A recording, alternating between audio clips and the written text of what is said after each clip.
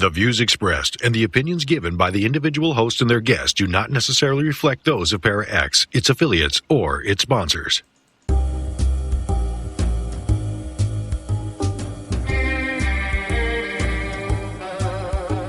Step outside of your comfort zone.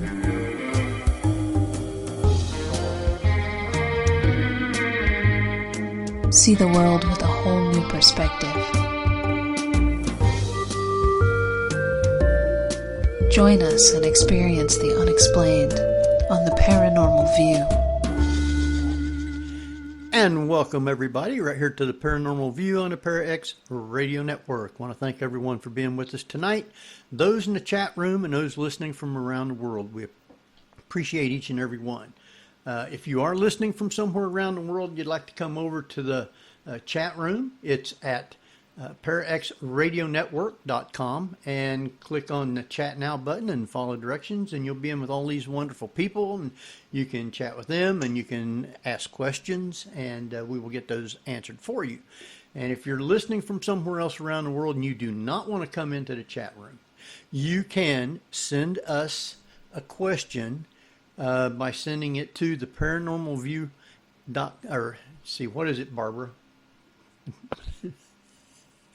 At Gmail? At Gmail, paranormalview@gmail.com. We will get those answered for you. All right, we have with us tonight Barbara Duncan. Hello, everybody from Smoky, California. Yeah, it is pretty bad out there, isn't it? Is it still hazy like it was the other day when you posted a photo? It's just hazy right now. No Martian sky today. No Martian sky. Blade Runner, so many people were saying. Seriously, it went from at 7 o'clock in the morning when I got up to go to work, the sky was really just sort of dark gray. And then it turned to like a tomato red, and then it went to a blood red, and then it went to a crimson red. So by 11:30, it was really spooky Halloween style. Martian. Yeah. Wow. We got with us Jeffrey Gould. Hello, hello. It was only kind of weirdly orange overcast here, and it was like everything was sepia tone. It's like the beginning of The Wizard of Oz. Oh, wow. All right, we got a great guest, and we got a lot of questions for this person tonight. So, Jeff, you got all the info to introduce our guest? Yes. Yep. Tonight our new guest is Christopher Balzano. He's a writer, researcher, folklorist, and current host of the podcast Tramping on Legends, and the director of Massachusetts Paranormal Crossroads. Christopher is the author of several books about regional hauntings focused on around the Bridgewater Triangle, as well as several collections of true ghost stories and how-to paranormal books, as well as appearing on television shows to comment on ghosts and urban legends. And across the country, he's appeared on radio stations and throughout the internet, widely being considered the leading researcher into Marla Brooks' favorites, Pukwudgies. And formerly, Christopher ran the paranormal news at Ghost Village and headed up Ghost Village for Kids, which just sounds creepy. His new book, Florida's Haunted Love Stories, focuses on haunted legends in the Sunshine State that have connections to love. So welcome, Christopher Balzano. Thank you very much. And I'm in Florida where every night the sky is weird. I have to wonder with a how-to paranormal book, that isn't like the meme of the guy reading the book saying, is there life after death? And he opens it, it says, step 1, die. It's about that well written, I would say. Yeah. Oh, okay. Wow. Well, you could start off with the Handbook of the Dead, but Hey. Of the recently deceased. Of the recently deceased, yeah. No, those are, it's interesting because those two books, it's Picture Yourself Ghost Hunting, which is a great book, and I always get excited when people tell me that they still buy copies of it to train their paranormal investigators. And I'm like, that's amazing. And then I'd have Picture Yourself Capturing Ghosts on Film, which I'm not that proud of. We were talking before air, and in writing those two books, I really became, I would say, disillusioned with the paranormal, and it actually put me on the path that I'm on right now in the way that I approach the paranormal and spooky things. So, such as? Well, I mean, why did it change me? Well, that and how did it change you? Yeah. Well, the first thing is in writing that book, I really had to take a step back for some sections of it and become critical of what was going on in the paranormal field. And one of those, one of the more entertaining but also really difficult chapters to write was on ghost hunters and ghost hunting teams and paranormal teams and their ideas. And it was one of those, I've never been part of a team. I've investigated since 1994, probably from, I would say, 94 to 2015, 2014. And I never was part of a group because the dynamics were just too sketchy for me. And I liked surrounding myself with good people, going out and doing what needed to be done, and then leaving them, and not having to rely on whether we were wearing the same shirt or, the politics of groups. But also the other thing is as I was writing those books and kind of in the wake after it, I really became kind of soured on equipment, not only just the science of the paranormal, but also, the heavy reliance on equipment and the focus on the gathering of evidence. And I can understand it, and I don't push those people off, or I don't say I don't enjoy what they're doing or they're being silly or anything like that. It's just, for me, I found that it was an empty pursuit, that for all that we were doing in terms of trying to capture ghosts, provide evidence of ghosts, try to make sense of it, we were collecting a lot of data, and there was very rarely analysis of it. And more importantly, we were going into places that could be haunted, and we were relying so heavily on the 23 pieces of equipment we had that we didn't use our eyes, and we didn't use our senses, and we didn't use our sixth sense. We were ignoring that gut feeling because that's something that you can't present to people. Like, I felt as if there was someone watching me. Like, have you ever heard of a haunted location where something like that isn't said, and yet we push that off? We use it as a way to say that a place is haunted. Then we go in there and we ignore the fact that what led us there were these people's stories, which, I can't take your story for face value because I have to find evidence of it. And so, for a while I dropped out, and then, once you start doing the paranormal, it continues to call to you. And I really had to find my niche, and I found that my niche was legend tripping. And that is going to a location, doing a ridiculous amount of research ahead of time, trying to find out the history of this haunted story, this ghost story that might be in a location, going to the site, using some kind of trigger that matches the legend to try and spring something and have whatever the legend is happen to you, and then just experiencing it. And then afterwards reporting that, and maybe even allowing the audience to come in and see what you experienced to the best of your ability. And once I started to do that, I was having more paranormal experiences, a lot more fun, and connecting with people in a way that I hadn't before. Yeah, I didn't get into it until like 2008. And once I did, I was able to go to different places because shortly after I got into it in 2000, as a matter of fact, it was in the fall, I started doing this radio show. They asked me to do it, and I said, who, me? I don't know anything about ghosts or anything. And but they talked me into it, and I started doing the show. Since then, I've been able to go to a lot of different places. There's only certain people that I affiliate with as far as going to places to do things with. I don't believe in all the electronics. The only thing I use is a recorder. And everything else, I mean, it's a lot of the gadgets is nice, but to me, like you said, you can't prove a lot of it. Yeah. If I catch and one, I think recorders like video cameras, cameras and audio tape is important because it's documenting what you're there, why you're there, documenting what you're doing, and then you may actually find a little something afterwards after you get home. Right. And I've had my share of EVPs, that I've captured, and a lot of it is really good. A lot of times, people will take and play something and try and tell you everything about it, and well, maybe, but it's not, you can't really say that's what it was. Right. But a lot of the stuff our general rule of thumb is if we don't hear it plugged into the car stereo on the way home, we don't go digging for it, and sometimes, especially in the early days, what we would do is if we had a very specific little section, we would put that out as a separate little like mini episode and be like, hey, you guys want to break this down? You guys want to find stuff in it? Perfectly fine. Here's what we found when we first listened to it.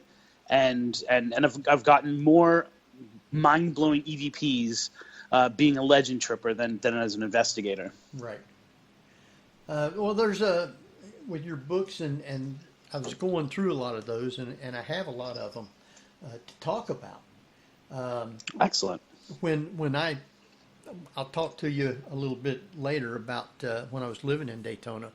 I was about 15, and the Tomoka Light. The first time I was down there, my uncle and a couple of my cousins took me down there, and it's supposed to be from the last street light to the telephone booth at the entrance of the park.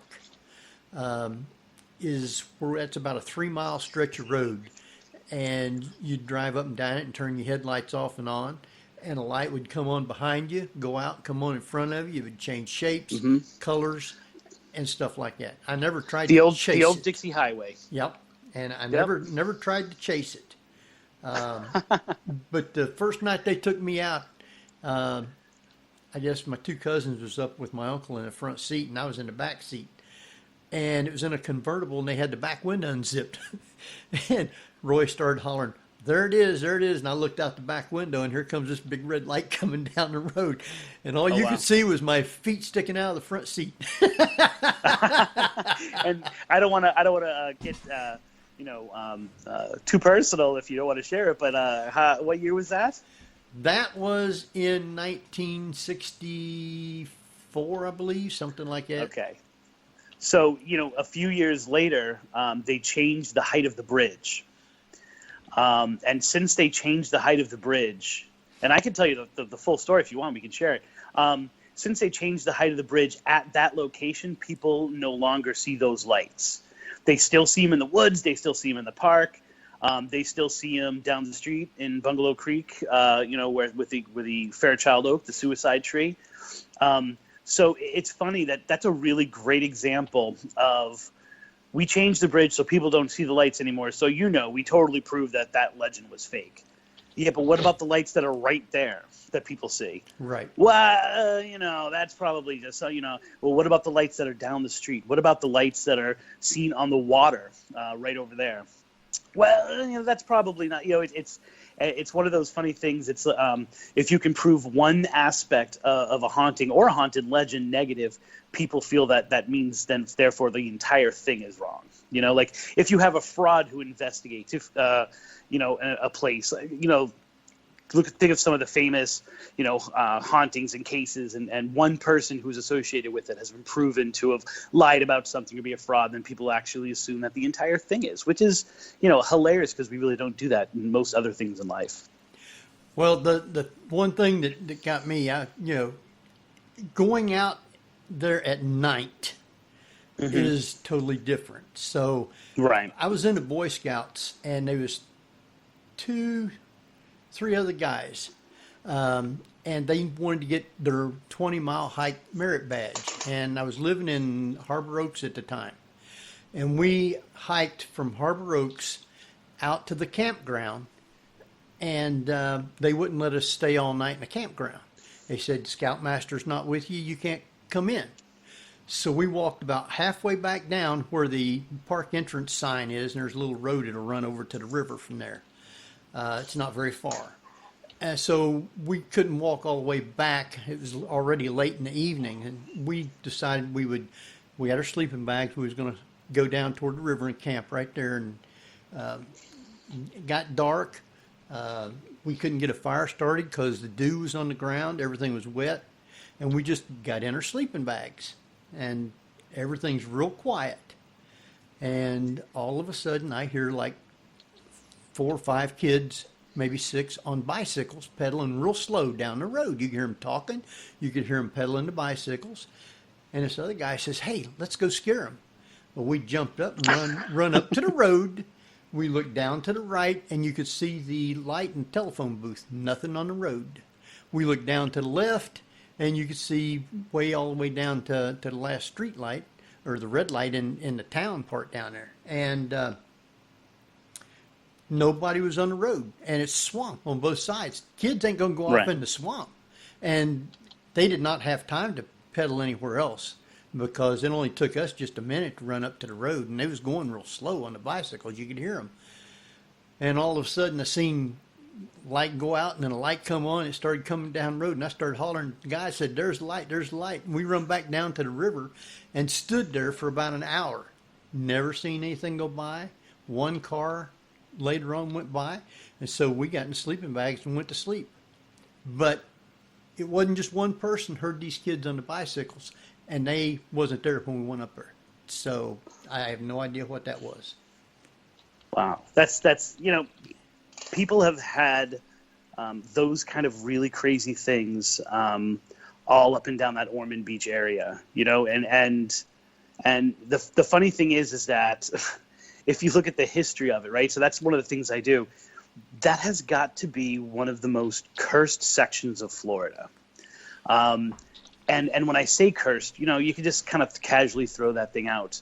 But it was actually something that I was doing a presentation for a library, and they wanted to do haunted curses of Florida. And I put all the Tomoki stuff together, and it was just too long. It would have taken the entire night, because if you look at the history of that area, while other places at that same exact time, while other places were succeeding, all across Florida, that little section, that little strip, all the way from, a little bit outside Jacksonville, all the way down to Daytona and beyond, they couldn't, their plantations were never successful. Right. They would have murder after murder. They would have these unexplained suicides, which is how you get the Fairchild Oak, which is right there.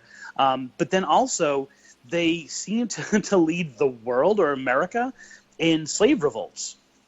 It was like the one place in Florida that time and time again, slaves were revolting against their overseers. And it's one of the stories we were able to break was of, and they just call him the overseer, and it was this guy by the name of Huey, and he was known absolutely horrible. I mean, he was like in a long line of horrible decisions that the plantation owner made.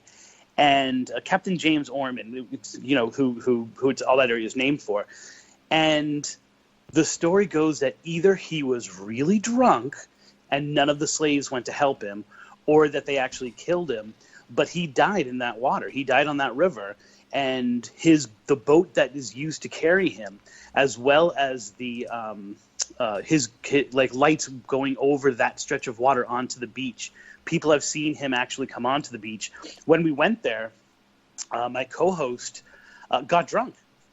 I mean, the only way to explain it is that she felt almost immediately intoxicated and drunk, and that continued as we walked up and down the beach until we actually left the area. And she was like, "I can't." It's like it just lifted from me. So there really is a dark cloud that kind of lays over that section of Florida. Yes, it is. And now, although they make great hot sauce. No, have you had the Tomoki hot sauce? No. It is ridiculously good. I actually had to order some online during the quarantine because I've run out of mine. Because to them, the legend of why those ghost lights are there, and the story of Tomoki is sold, right? I mean, mainly because it was designed to do that, right? It's not a real story. It's a man who they said the gods themselves dropped water where the Tomoka State Park is, and Tomoki stole a cup, and he was stealing this eternal godly water for himself when he wasn't supposed to, and it offended all of his tribe so much that a huge war raged, right? And he was nearly indivisible. whatever that word is, until the woman he loved, Olita, was able to shoot him with a poison arrow. And they kind of shot each other at the same time, and they both ended up dying. And that's what they said, like, now this water is good, but it won't make you live forever if you drink it. And they published that story, and they create spoilers. It doesn't exist. It's not real. It was invented by the guy who opened the park, and he wanted to draw people in, and he wanted to, have this kind of, if you've ever been there, there's a huge statue, and they wanted something sellable, right? It's Florida. It's, that's what they do best is sell attractions. And so they invented this story, and they invented this Tomoki to brand that area and have people come there and experience that legend. And along the way, make really good hot sauce. Wow. I guess that's the origin of the Fountain of Youth story, or they were tapping into that. Well, right, exactly. I keep in mind, when I say they created, I'm talking about like in the 1950s. Mm-hmm. Okay. And so Florida already definitely had a reputation as being the place where the Fountain of Youth is. So you'll find that story popping up pretty much anywhere there's a spring around Florida. They'll say, this is potentially the Fountain of Youth, and here's an excellent story that goes with it. Okay. Wow. Bizarre. Now, But they make good hot dogs. I noticed on your Fountain of Youth, have a drink of that and a hot dog, Yeah. Yeah, do you know what? I'll be honest with you. Every time I take some of that hot sauce, I feel it takes a few years off of my life. It's that good and spicy. This is a big commercial. You're going to get them first as a sponsor for the show now. Well, at least they ought to send us some hot dogs. Yeah, let us try them out anyway. On your legend tripping site, you have a ton of things, because you post your episodes and stuff on there. And the different things that you talk about. I did not realize that there was that many places around Florida that had legends to them like that. Neither did I. When I came to Florida, I am in the lowest cultural point in all of Florida. And there's two reasons for that. One, it just has no culture. Like it hasn't been around enough. It doesn't have, because I live in Cape Coral, Florida, because it's so cookie cutter, it doesn't have any personality to it. But the other part is that people here, and I'm in Lee County, Florida, are transient, right? The majority of the houses are owned by people who don't live in this country, right? They just buy them and rent them out. The other part of them are people who have been here for 5 or 6 years. You don't drive around and see, Miami Dolphins or Tampa Bay Buccaneers stickers. You see from wherever the people are, and obviously we have a huge season where there's nothing but tourists, right? Where you can't drive on the street because all the snowbirds come down. And so when I first got here, for my first 6-7 years, I thought there were no ghostly folklore. There were no ghost stories to tell about places here in Florida. And the interesting thing that I found out is that once you open the can of worms, and most importantly, once you get out of the cities and you go to the places where people have lived for 2 or 3 generations and had time to spread these stories onto other people, that's when it really explodes. And it makes sense because the state is so huge and it's so diverse in terms of, people who live on the water versus people who are living in the central part of the state. The Panhandle is entirely different than the East Coast, which is different than the Gulf Coast. And so, you get very similar legends, which is why I'm able to write an entire book of love stories. But they have a certain flavor of whatever area that they're from. Right. You have, and I didn't catch where it was actually from, the Cursed Children of Coker Cemetery in Arcadia. Yes, Arcadia, Florida. That's really interesting you should say that, because I just got an email yesterday about a follow-up of that. Yeah, that's, it's once you write a book about haunted Florida love stories and you send it to the publisher and you send it off, and then all of a sudden you find one the next week, and then you find one 4 weeks later, and then it's like, oh wow, I could do a follow-up already with the amount of stories I have. And one of them is this Coker Cemetery, which for decades was allowed to just completely go into ruin. Recently, the Historical Society and the Cemetery Society, which Arcadia has because it's so history-based, has been able to go in and fix things up, and they've put a fence around it, and now they're maintaining the graves. But it is literally a family plot in the middle of an orange grove, right? And so if you don't know what you're looking for, if you don't specifically go there for that, then you would completely miss it. So it's a law that they have to maintain, and they can't plow over the graves. But that doesn't mean they have to take care of it. So the people who own the grove never took care of it. They just allowed it to, go completely wild. And the story that goes with it is that, pretty close to the 1920s, 1930s, there was a family there known as the Lotts. And they were just kind of starting out, and they didn't have a lot of money. And the mother was pregnant. And a gypsy, now you can replace gypsy with Jewish person, with black person, with foreigner, like whatever you want, because this is the story of the outsider, and then who the bad guy, quote unquote, bad guy is changes. And he was hired by the Lotts to work on their farm for a week. So he was fixing this, and he was helping to install this, and he was working on the field a little bit. And at the end of the week, he wanted his money. And Mr. Lott said, absolutely not. And he said, yes, you will. And he took out his shotgun and said, absolutely not. And so as the guy was leaving, he yelled back. He was looking at the mother, and he yelled back and said, the baby inside you will not live to be a year old. And from now until the day you die, you will never be able to have children. And he drove off. And the baby was born, and right before her first birthday, she passed away. And then they had another child, and that child passed away. And then they had another child, and they made it just past the year mark, and that child got sick, and that child died. So in this cemetery, there are a whole bunch of Eckermans or aldermans. There's a whole bunch of Cokers, and then there's these 3 lone plots for the 3 Lott children. And it's said that if you go there, you'll see these little balls of light, these orbs, not the kind that you get in photography, but the ones you see face to face. And they'll be dancing around the graves, that they'll be floating. And now the legend says they also open and close the gate and try to escape. People who work in the groves have reported this. People who have gone to the cemetery at night before it was overgrown reported it for years. And it's interesting, when I legend trip, I go out and I do something to try to spark the activity, right? Something that would seem to make sense. And I'm like, well, I can't do yard work, and I'm not a gypsy.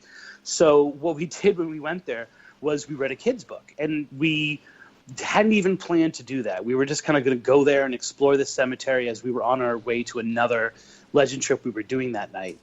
And we happened to stop off at a bookstore, and we got this little kid's book, which was part of the Guardians, what is it called? The Rise of the Guardians series. And it's all about how... The Owls of Galoo kind of thing? I can't remember the name of it, but I know that they made a movie out of it. But they have a series of books, and then some of them are kids' books and some are young adult books. But it's like the story of Santa Claus and the Easter Bunny, right, yeah, and Jack Frost and everything, yeah. And this story, which I had never even heard of before as part of it, talks about how the moon will come, and then there'll be a rider on the moon, and he'll take all the spirits of the little children and move them off into peace. Didn't even know that was the topic. My co-host at that time didn't know what was going on. She didn't know anything about this legend. And she sat there and she read the story to them. She read the entire book to them. And I'm filming the whole thing. And you can see this on our Facebook page. I'm filming the whole thing. And I swear that as the sun was setting, you could see these little darts of shadow running to the middle of the cemetery where she was reading this book. It was profound, and it was one of those things that I'm like, I am on camera saying, "Did you see that? Like, I've seen these shadows. Do you see that one?" And she's just reading the whole time. And the cemetery itself is actually filled with a ton of children, and so I like to think that at least for one night, like, we gave them a little bit of entertainment. Huh. Wow. So, do they come across as actual orbs or like will-o'-the-wisps? Well, I don't know the distinction that you're making within those two definitions. But they are in Coker. They are probably about the size of a softball, and they float up from the ground, and then they dance, much like the Tomoka Lights. They kind of just dance around there, and they dart behind the headstones, almost as if they're playing hide and seek. Now, the obvious thing to say is, well, if a baby is 1 year old, what's it doing like running around a cemetery, right? Like. And I firmly believe it's actually not the lot children. I think it's the children that the other children that are buried there who are older. However, and this is the essence of what I do, when you experience the paranormal, most people, they don't have a frame of reference for it. They don't have experience or the vocabulary even sometimes to describe what they're seeing. And so what they do is they fall back on stories that they've heard. And so this story is a really good example of they're seeing these lights. They can't explain them. Wait a minute. There are these 3 graves that don't belong to the family that the rest of the cemetery is. It must be them. And then a story develops around it that is similar or familiar, I should say.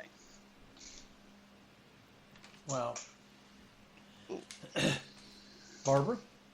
Well, I was just, the skeptic in me comes out and says, well, what about the ground level there? And what's the water table like? And are you just getting swamp gas? Yeah, maybe. I don't know. Doesn't matter to me. I'm a folklorist. No, and that's the honest to God truth. Once again, that goes back to what I was saying about investigating, is that as a folklorist, I could care less whether something is really happening or not, whether the ghost is real or not. It's all about the story that the people are telling and exploring that. But what I would say to that is, I'm not quite sure if swamp gas can explain the shadows that I was seeing kind of scurrying around the headstones going towards it. Can explain some of the lights. Can it explain the Tomoka lights? Can explain, yes. And I think the interesting thing is, I'm doing an entire chapter. I'm currently working on a book just about the Ocala National Forest, because there are just so many ridiculous stories coming from that in the surrounding area. And I'm doing an entire chapter on just ghost lights, just the stories of ghost lights that people have told me. And I have never, and Barbara, maybe you can correct me on this, I have never heard of swamp gas being consistent or as active and moving and seeming to have a personality, or being able to be repeated in a lab. And so it's always presented as this scientific explanation for why a paranormal thing can't happen, and it does happen in nature. And so it's not like it's a fake thing, and yet just because it can be used to explain away what people are seeing, I don't think it does. There's Old Faithful. There's geysers out there which will build up and build up and build, and then they explode.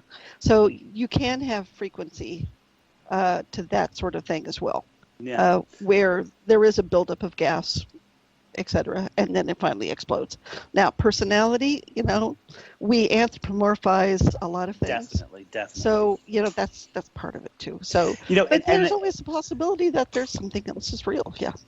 And I also, I wonder if people have experienced this and whether they have actually experienced it, or whether it's kind of a crossover to another story which exists maybe 3 miles away in another cemetery, which also has a very similar story, only this time it was 7 children who were poisoned, and it all died on the same day. I shouldn't say that. One survived for 2 days afterwards.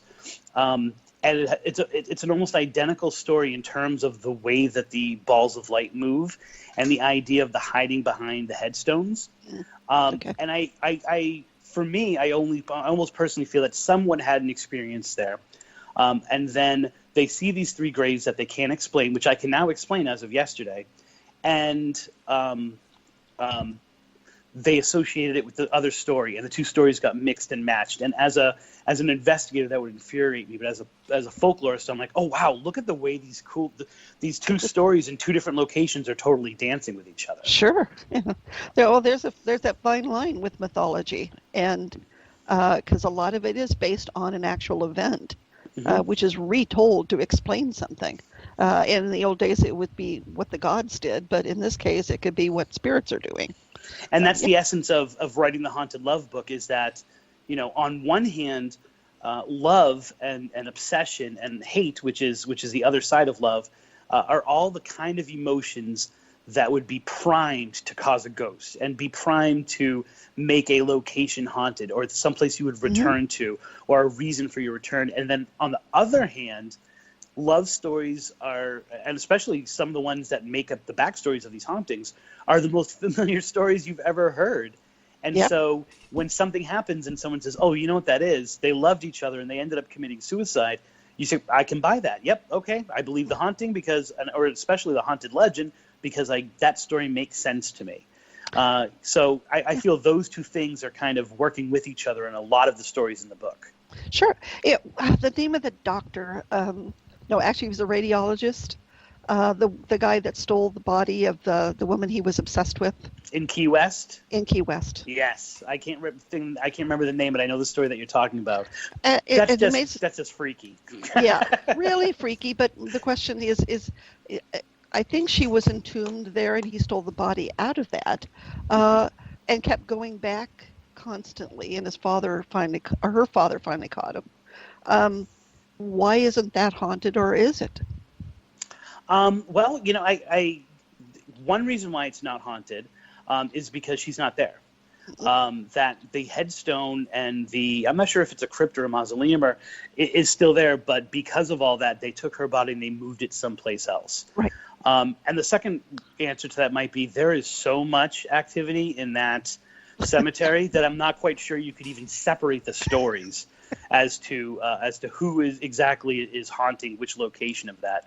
But what happens is, and actually I would say the opposite of it, what happens is that I've heard that she is there, and I've heard that he's there even after death. He returns to the cemetery, and that's what people use to explain some of the ghosts they see in there. Oh, okay. And if you're ever talking about, a lot of the book has to do with disturbed graves. You know what I'm saying? Like, a lot of them have to do with disturbed temple mounds and sacred places to the Native Americans in different areas in Florida.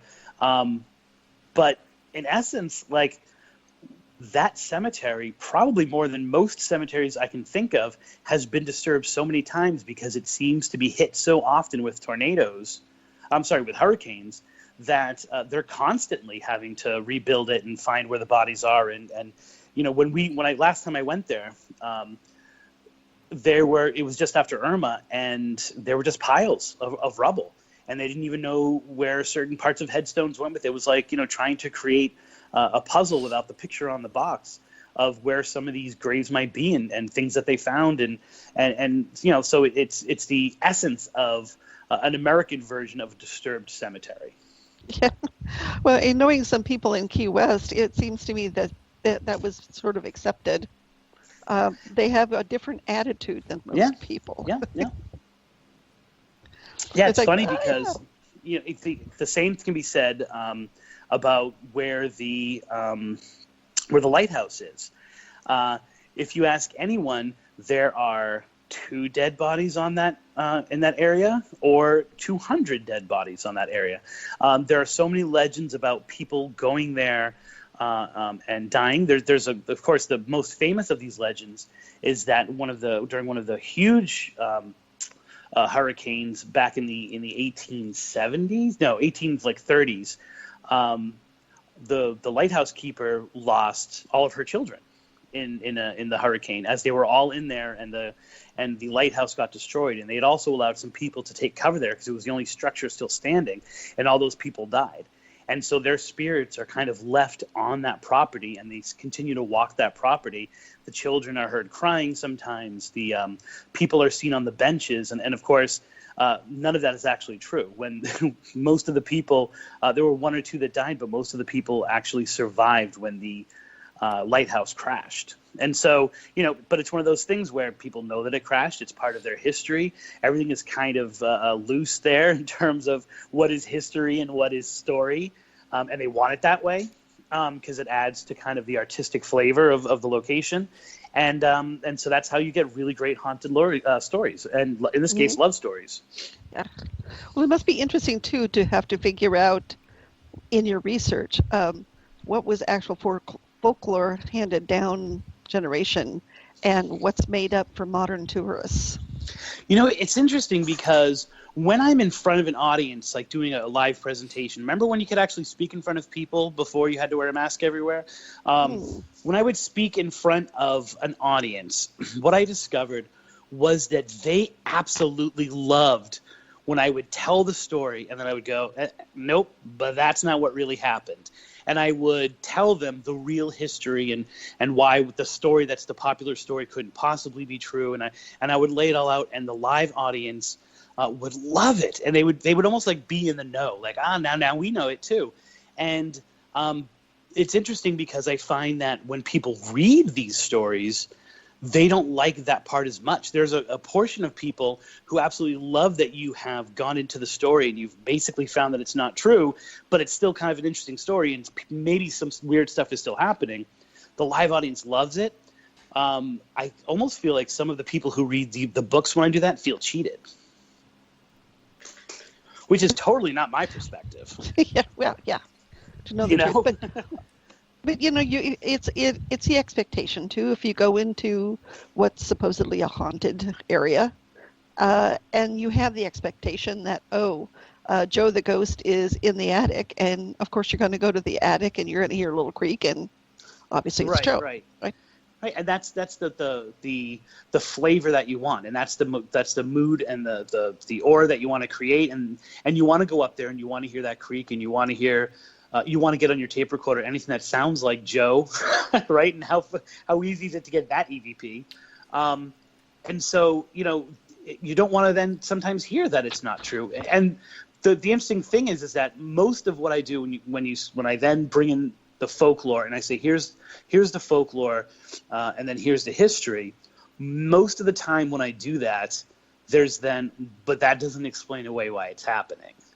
All I'm doing is telling you that the story that they're telling is not necessarily true, but there's still some really weird stuff going on. Yeah. Well, when you get stories like My Little Obsession, which is Robert the Doll. By the way, I didn't tell you I am drinking from my Robert the Doll cup as we speak. Ooh, you know, and he is a cute little doll. I'm sorry. But okay. I have to wonder what he looks like in mint condition, though.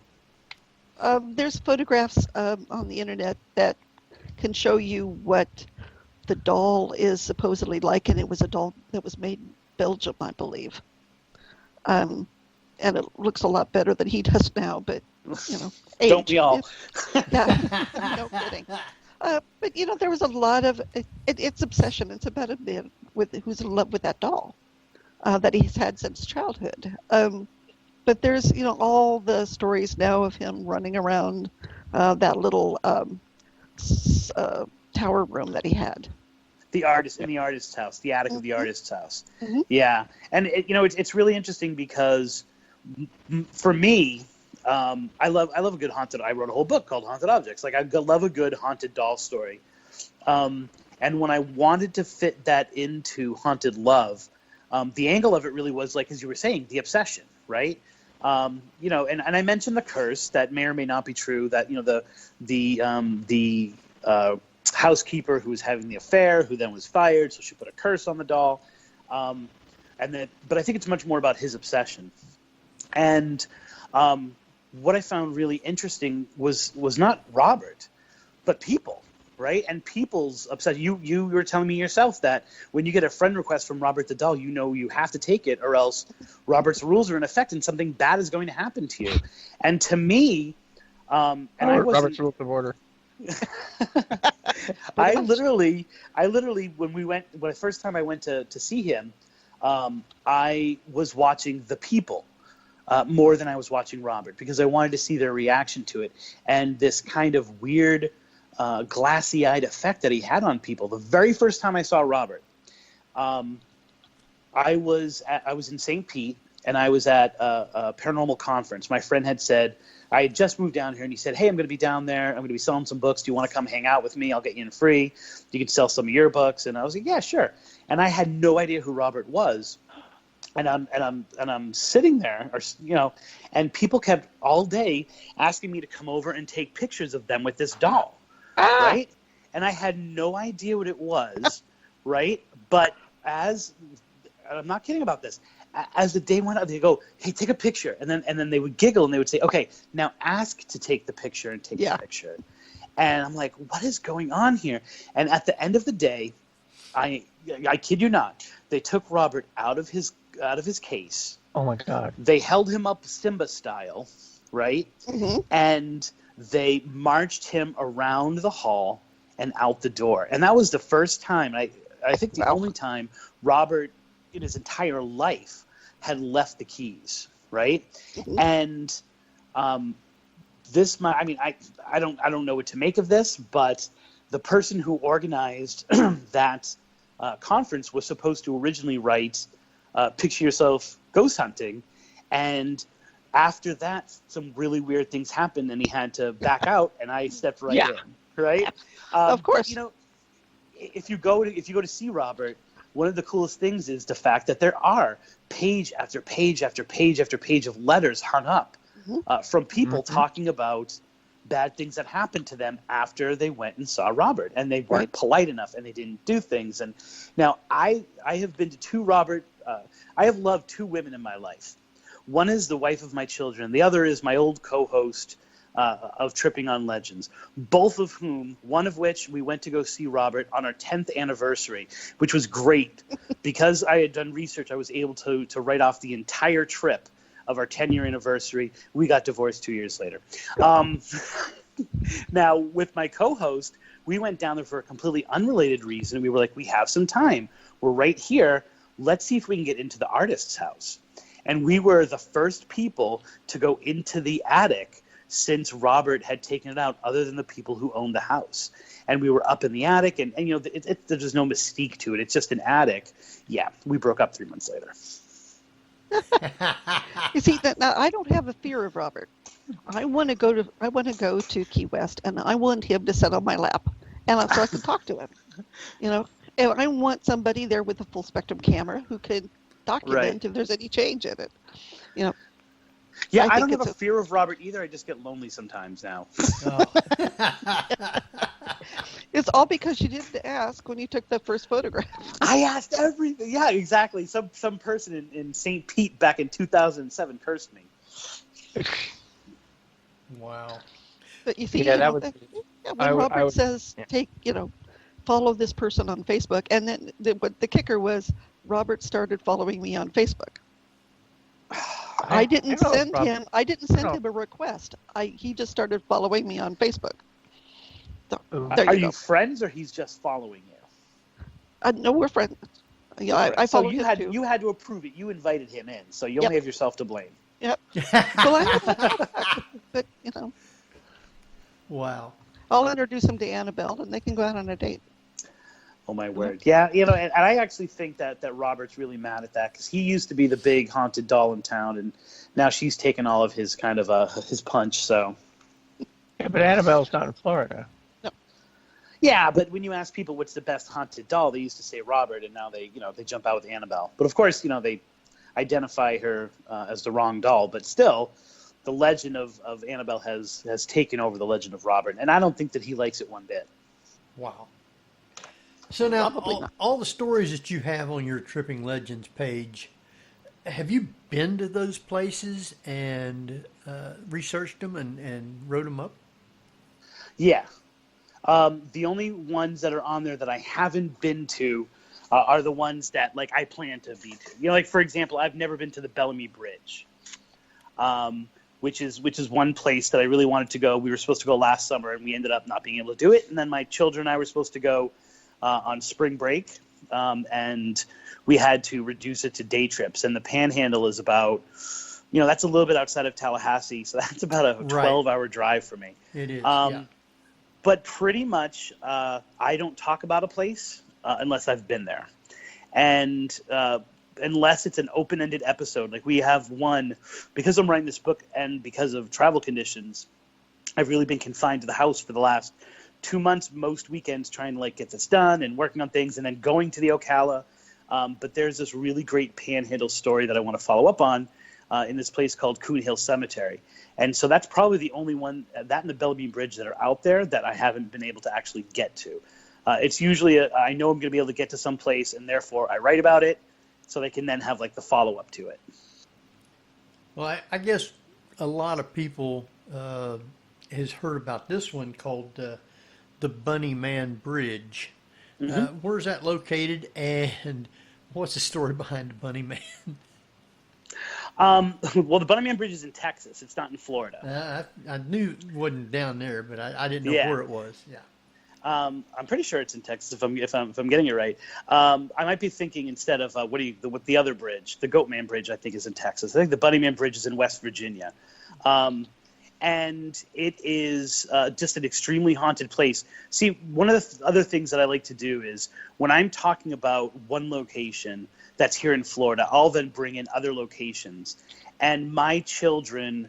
This is, once again, we were set to go to different places, and so we set out, okay, so where do we want to go? What investigations or what legend trips do we want to do? And one of them was they wanted to go to the Bunnyman Bridge because we were planning on going like up and visiting Mothman. And so Bunnyman Bridge I had heard about years before. And, you know, one of the stories has to do with there was an escaped convict, and he survived by eating bunnies. Him and another man escaped from either an insane asylum or a jail, depending on which version of the story you go with, and they survived in the woods by eating these rabbits. And so there would be all these dead bunnies on the side and in the woods and at this bridge location, until finally one of them turned on the other, and they ended up killing their partner and hanging him from that bridge. And it said that if you go at a certain time, and of course the time changes depending on the generation. The generations now say it's 3 a.m. as opposed to midnight because, you know, the new generation is obsessed with 3 a.m. If you go there, you will actually see the person hanging, and you cannot walk from one end of the bridge to the other underneath without going insane. You will start to hear all the people who have died there, because then it extends to anything bad that happens in that area. The Bunnyman did it, right? So if you can make it all the way through, when you get home, the Bunnyman is going to kill you anyway. And so, of course, it's one of those great legend trips that people try to do, is they go to Bunnyman Bridge, they try to walk the entire way, they try to close their eyes or turn their lights on to get a flash of the man that's hanging there. And it really is one of those things that drives the locals crazy and the police crazy. But I don't know many people who have either died there or gone insane afterwards. And if you die after you go insane, how do they know they went insane? Well, maybe they do wacky stuff before then, right? I mean, of course, that's always the trick of these legends, is that, you know, they say it's like in Pirates of the Caribbean. He's like, well, if all the people died, then how'd the story get out? You know, I was just about to reference that. Yeah. Right. You know, it's kind of like, I do another story we can get a little more in depth with if you want afterwards, after the break. But part of the legend involves a pirate who kidnaps a woman, and it's said that the woman then essentially crashes the ship, and all the people that are on the ship dying. And she does a very specific thing in terms of she finds one of those things that digs graves, or like punches through metal, and she punches metal into it, and so it's sinking and everyone dies. And I'm like, well, then how do they know that she did that? How do they know how she escaped from her stateroom to get down to the basement? But that legend still persists. Wow. Of course. Why don't we take a break and come back? You want to take a break first? Okay. Yeah. We can do that. We can go ahead and take a Before break. Skype kicks me up again. It'll probably be about 5-6 minutes, something like that. So remember, you won't hear anything, but your mic will be live. And I hope everybody is enjoying the show. I've got another whole page and a half of places to talk about, and so we'll get to those when we come back. So, Jeff, you want to take us out? Barbara? Jeff? I guess he got kicked off. Well, folks, you're listening to the... Jeff, you back? Nope. Nope. Robert got him. Okay, folks, you're listening to the Paranormal View here on the Para-X Radio Network with our special guest tonight, Christopher Balzano, author of his latest book, anyway, at least, is Haunted Florida Love Stories. And we will be right back after a few messages. Whether you're listening at home, at work, or anywhere, thanks for making Para-X part of your day. Your source for everything paranormal, Para-X. And welcome back, everybody, right here to the Paranormal View on the Para-X Radio Network. I want to thank everyone for being with us tonight, those listening here in the chat room and those listening from around the world. I guess we got Barbara back. I'm here. And Jeff, are you back? Yeah, Skype decided to completely reboot itself and reinstall itself. I'm like, yeah. oh, nice timing. Yes, I did mine before I got on, so. Yeah, but it just opened earlier. It didn't say, oh, you got to. Usually it'll do that when I open it, but yeah, just decided now is a good time. Well, I want to welcome back Christopher Balzano. Maybe. Hello, I'm back. Okay. Great. I never left you. You never left. I didn't know if you was in one of them graveyards or something looking. So.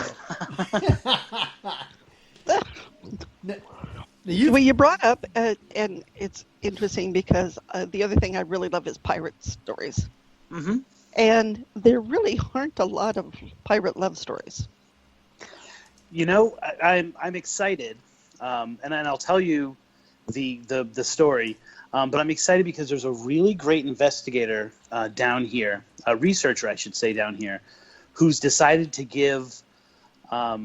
He's given it up. He doesn't want to do this anymore, and he was really happy with how I had treated his story, and how I had actually credited him in my book and sent him a free copy as a thank you of it. And he said, I want to give you all of this research that I have on pirate legends all up and down the West Coast, the Gulf Coast, which is where I am. And I cannot wait to open up that file. And he said, all I've got to do is fix my hard drive, because then I was like, just send it to me. Send me the whole computer. I will pay for it. And I'll do whatever it takes to get this information. So I'm just waiting to see how that plays out, because, we don't generally tend to think of pirates and romance, and the story is really not that romantic. So it's in Bradenton, Florida. There's this area of the Manatee River which for years was known to sing. And the original story that people would tell about it has to do with the two tribes that were essentially split, the Timucua and the Calusa, by this river. And it's a typical story that you would think of: two separate tribes. One is the son of the Timucua chief. The other is the daughter of the Calusa, and they would meet in the middle of the Manatee River because they weren't allowed to share their love. But the river was kind of neutral territory, and they fell in love. And he said to her, I want to take you away. And she said, I'm not sure I can. Not that I don't love you, but if you ever drink from the spring that's on my side of the water, it says that you will never find peace in any other place. And so I don't know if I can do it. But their love was so strong that they decided to go against all of that. And he proposed, and she accepted, and the river started to sing. And he said, he was all scared, and she said, no, don't worry. That's the voices of my people, and they are telling me, they're telling us that they approve of this marriage. And what it actually was the story goes that there was a tribe there back in the day or an early part of the Calusa that were going to be wiped out. And rather than surrendering, or rather than risking war, they all decided to commit suicide in the water at the same time. And they started to sing this song, and then they just kind of jumped into water as they were singing this song. And to this day, you can hear the sound of those people continuing to sing. Now, this is actually a good, most of the stories like this don't end well.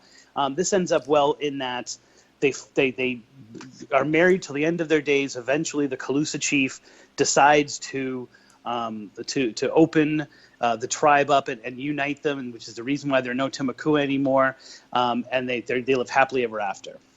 And so that's one story that exists in that area. But the more I dug into why this singing happens, and now the singing is completely probably a natural physical reaction that's happening in the water, right? If you think of it in terms of my niece, who is going for her PhD in chemistry, compared it to essentially dropping Alka-Seltzer into a thing of water, and how there's a physical reaction and you hear sound. That's Right. probably what explains what this singing is in that area. And yet they found the need to actually steal a legend that's very popular on the Mississippi River and attach it to this. But then they tell this other one because there's something else weird that happens in that location. So Miguel Pascal, who is known as the Butcher, was being chased by this commandant further up north. And he decided to do a little intel on this guy. And in doing it, he discovered his daughter, who he absolutely fell in love with. And as most people who are in love do, he kidnapped her, and he snuck her onto the boat. And he decided that you will not leave until you fall in love with me, and then maybe I'll let you be around the ship, but you're going to be my stateroom until then. And obviously, as most people do when they're kidnapped, she was depressed by this. And to make her feel better, he took the strings of a harp and he put them all in the windows of the stateroom so that whenever the wind blew, there would be this beautiful music, and eventually she'll fall in love with him because she'll be hearing this beautiful music all of the time. Oddly enough, that didn't work, and she still didn't like him. And when he went off to conduct another raid, she snuck down, she punctured holes in the hull of the ship, and then set the armory on fire. And so the whole thing blew up. Everyone there died, and they sunk to the bottom of the Manatee River. And because it had burnt up before, that's why there are no remains that people ever find of it, which of course is ridiculous, right? But people say that on certain nights, not only can you still hear that singing, but you can actually see the giant ship rising from the water itself. And we went there one night, and we were more focused on the Native American legend. And so we went there and we recited a poem that was inspired by this story. And just as we were finishing the poem, once again, I've got this video up on both the YouTube and the Facebook page. There began in the middle of that Manatee River, these weird waves started to happen. The kind of waves that happen, that kind of like concussion, Jurassic Park kind of waves, like when something is coming up out of the water. And we saw this dark object come out of the water, and then before it reached the top, go back under. And so I can't tell you if that was actually the Butcher's ship and the beautiful maiden who didn't like the music being played on the harp strings on her windows, but it definitely was something that we experienced. Well, considering he dismantled the harp, she probably went to the strings and says, well, now you're too small to be a harp. And they just said, you calling me a liar? You were waiting for that joke for like 5 years. You even put on a sticky note next to your computer, be like, when he finishes rambling on about whatever he's rambling on about, I'm throwing this joke out there. And this is the I was also pointing out, it's not like the singing was Hertz frequencies. Being on the water is just waves. Oh, follow-up joke. What'd you say, Barbara? Yeah. Okay, don't forget to tip your waiters. Try the meal. Barbara, and it's the Manatee River? Yes, in Bradenton, Florida. And it's one would a assume really there popular story. Yeah. One would assume there are manatees in the river? There are no manatees in that part of the river anymore because it's actually fairly built up now. Okay. But back then there would have been manatees. There definitely would have been, yeah. Okay. there are manatees up in where Tomoka is. in the river. Are right there there. really? Yeah, it sure is. I didn't know how many there were on the East Coast. Well, that's they come in, I'm sure, out of the Cape River there, and Right. Cape Fear River, or not Cape Fear, but out of the waterway. But anyway, they do have a enclosed area. It's not enclosed, but they do feed them and stuff in that area right there. Yeah, and and I get where you're hitting at, Barbara. Trust me, I get what you're saying. Things coming out of the water, and I think manatees are mistaken by a lot of people who are newcomers to Florida for other things. And of course, there's the whole. We were talking about the Fountain of Youth, the whole idea of manatees being mermaids and things like that. So I definitely get how animals can be mistaken for a lot of these legends. Yeah. Now, you. But boy, I cannot wait for the pirate book. And I hope you do it. Hope. Yeah.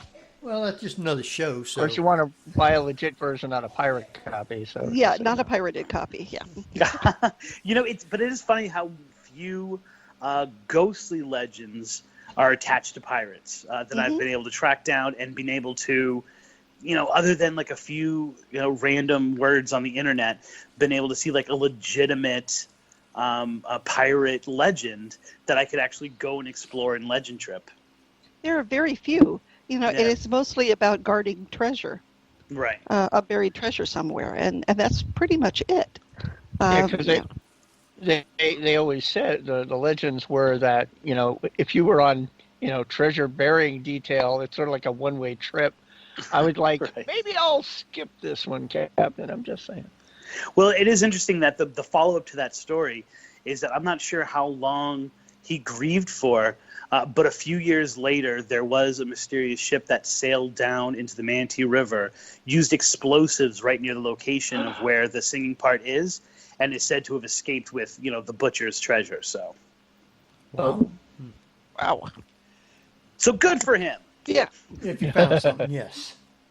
Now, have you been up to Wilmington, North Carolina? I don't think I've been up to Wilmington. We went to the Piedmonts. Is Wilmington near the Piedmonts? No, Wilmington is on the coast, down by toward Carolina Beach, or Carolina Beach just south of that. But anyway, there's a house that used to be the Chamber of Commerce building in Wilmington, and it's the old Price Goss house.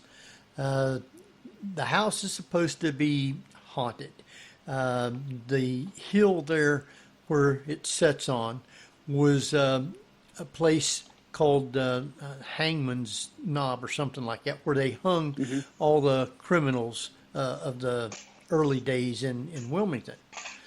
My mom, I hadn't been living in Wilmington maybe 6-7 months, something like that. And she sent me this magazine. It's a Fate magazine. And it's about the Price Goss house. It had a picture of a woman a ghost coming down the staircase. And so my mom wanted me to go there and, just talk to them and get information. I went down and talked to the people, and they told me some of the things, that they witnessed or things that happened in the house. One was the woman said every now and then the back door will just open up and it stays locked all the time. She said that's happened more than one occasion. The story that's in the Fate magazine has articles. It talks about if you look on the outside, there's a cemetery around beside the house. If you look up at the window on the outside, you can see a window. If you go on the inside, there's not a window. So different things like that. Anyway, after we got done doing that, my wife was working for this lady, taking care of her mother during the day while this woman worked. And she told that woman, about the story of this. And the woman said, wait just a minute. And she went in her bedroom and she come out with an 8x10 glossy picture of that ghost coming down the staircase, the original picture. Oh, wow. And here's the funny thing.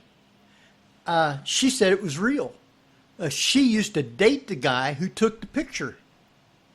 Oh my word! Now, how much of a coincidence is this, and my wife Yeah. be working for? I mean, it's not anything Kind of by doing lottery with the ticket. paranormal, but it's a sure coincidence of some sort. Well, what we call that, and this is kind of in a lot of ways the essence of legend tripping versus investigating, right? And we call it #follow the signs. And when the signs are pointing you some way, especially when you become open to receiving them, you kind of have to go with it, right? And it leads you to places that you aren't quite sure. So I'll give you a great example with the Manatee River story. We were having this really weird thing with birds. And so I had found 2 dead birds in my yard. At the same time, my co-host was driving down the road, and she thought she had hit a bird, and so she decided to go look out. And she said there were no feathers, there was nothing that didn't seem that had been hit, and she was kind of it disturbed her, and she was worrying about it. And then the next day, a cardinal appeared right in her yard. And for her section of Florida, cardinals are kind of rare. I mean, they're rare in general, but it's supposed to be the cardinals is kind of this universal sign of the afterlife. And so she decided to type in some keywords about that. And so keep in mind, she's talking about birds. So it was like bird omen or something like that. And the first thing that came up after you got past like the book of, the buying a book of what omens mean and stuff like that, the first thing it had to do with an actual website that wasn't selling something was an article about the Singing River. And it was literally the week that we were planning on going. And it was an interview with a person who had written an entire series of novels, not nonfiction, but novels based around Native American legends that her grandmother had told her. And one of the legends up in Mississippi was this story of the Singing River and this idea of the tribe committing suicide. Essentially, the week before we went there, all of these different signs pointed her to this website, which actually explained the legend that we were just about to look at, which was completely unrelated. So I always say #follow the signs. Follow the signs. Yeah, Follow the signs. when you talk about legend tripping, and I think it's interesting to do that. However, if you're trying to explore, say, something like the Bridgewater Triangle, which could be really kind of dangerous, right? Oh yeah, and the majority of, I don't think I've ever. People always want to ask me, what is the scariest place you've ever been? And I'm like, I don't get scared at these places, even though I've had some really odd and spooky things happen. I generally don't tend to get scared, except for when I'm in a location because of the people, right? Because of what actually might be going on there. And so Yeah, the live people. It's funny that I noticed someone in your chat room mentioned they wouldn't want to go to Bunnyman Bridge because they wouldn't want to see the bunny from The Shining. And what actually happens is people go out to the Bunnyman Bridge dressed in these really creepy bunny costumes and scare people, or even physically attack them. So when you're talking about like the Bridgewater Triangle, a place like the Assanit Ledge, I've never gone there and had something weird and spooky not happen. And yet every time I go there, or anywhere in the Freetown State Forest especially, I'm acutely aware that there's a criminal element where I am. And that I need to be more aware of that than I am aware of ghosts. And the odd thing is that we've never been attacked. As both an investigator and a legend tripper, I've never had anything bad happen. My co-host used to always carry a weapon. And every time that the outside world has interfered, it's either been someone who has helped us and actually led to an understanding of the story, or cops. And every time it's been a cop, we've gotten more information from a cop about the legend than most other people that we've spoken to in the town.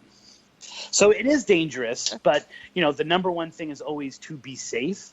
And so we don't go to places that are going to be dangerous, especially at night. And I rarely go someplace at night that I haven't been during the day, so I at least know the terrain. Good thinking. Yeah. Yeah. Yeah, and you know, I think you need to do that as well. Like we were following up on this story called Julia, and it's this haunting and this really great roadside legend that takes place in this town known as Lady Lake. And the story involves the woods, right? So not only do you see this woman who is either wearing white or glowing white, but she is accompanied by these absolutely horrific screams and cries for daddy, for coming from the forest and coming from the woods. And it being out there, you feel that, right? When you're in there, you're like, oh my word, like something really, really horrible could happen here. And you're wondering what this might be. And you can imagine people's imaginations going crazy over different animals that might be in these woods at night. But then I went there during the day, and it is completely residential. You just can't see it because all the houses are hidden behind these trees. And so what seems like it's a thick forest is only a first layer of forest and then someone's front yard. And so, that helped me gain perspective not only on how dangerous it might be at night or how we should actually go through the legend trip, but by being there during the day, I was able to get some understanding of how people might get confused there, because you go from a commercial setting or commercial properties to what seems as if it's wood. So yeah, you would think that people are going to see weird things out here, and in actuality, it's all houses. Wow. So I know you basically are doing legends and ghosts, etc. But of course, if you're out traveling at night in some of these areas, what about the UFO activity? Do you see any of that? It's really hard to. I've never encountered what I consider to be a UFO, but that's a really hard sell, because I think a lot of UFO legend and ghost legend coincide with each other, and I think a lot of it has to do with the filter that people are viewing these through, and what they know, and really oftentimes the first people they contact about it. And I was just mentioning the Assanit Ledge. So the Assanit Ledge, depending on who you ask, either has the highest reports of ghost lights in the world, and people have seen what looks like these glowing lights coming up from the water. And it's a site where there have not only been a lot of bodies dumped, because it's the entire state forest is a haven for crimes happening in Boston and Providence, Rhode Island, and Brockton, Massachusetts, these areas of crime. And then in 45 minutes, they can be in the middle of nowhere in this forest, and they dump bodies in this water. And there have been a whole bunch of suicides of people jumping off this cliff. So they see these lights, they see them under the water, they see them coming to the surface, right? And then other people have seen those same lights at the Assanit Ledge in the woods. And let's do the same thing. Oh, those are the people that are in the water, the people that have been married. They tell the same story. But if you ask other people who have spotted them, they'll tell you that it's the highest hit point or UFO sightings, because they're interpreting those same ghost lights as UFOs. So I don't think that I've ever experienced something that was dramatic or high enough in the sky for me to think of it as a UFO, nor have I ever personally had like an abduction type situation. But, oftentimes I use that as context. So like I was talking about the Ocala Woods. As soon as I opened up that I was writing about that, people wanted to tell me their skunk ape stories, and they wanted to tell me their